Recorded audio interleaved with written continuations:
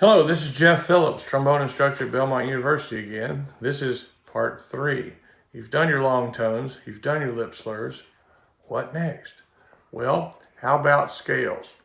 Oh God, I know you hate practicing them. Scales are boring. Well, not knowing part of a scale or not knowing all your scales is sort of like refusing to learn part of the alphabet. It would make it really difficult to talk, read, or even hear. So the more you're familiar with your scales and patterns, the more you're going to be able to sight read, the more you're going to be able to play by ear and things like that.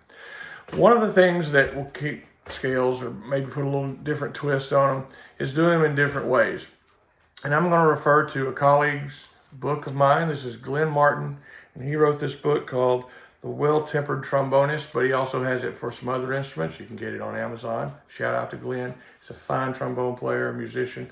And what it does is takes you through a circle of fourths and little patterns. And it's kind of geared toward improvisation, but you don't have to necessarily do it that way.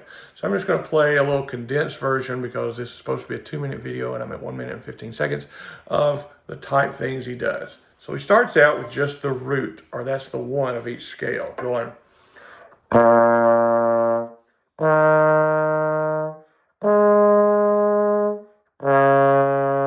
Except he's doing them in whole notes. Then he adds the second note of the scale to each one of those. And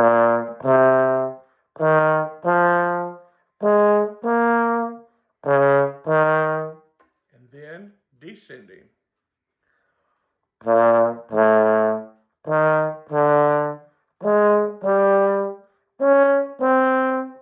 And of course, again, around the whole circle of fourths, or circle of fifths if you're a purist.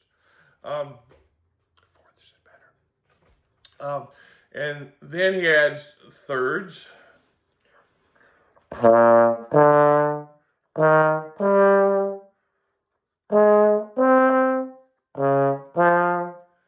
And descending, then fourths, gradually expanding this. So, if you're more advanced, hey, you've got a whole lot to do. This is not something that's just for the little kids. So, you can expand this. It's going to give you a different way to think about your scales, to really make sure you know them.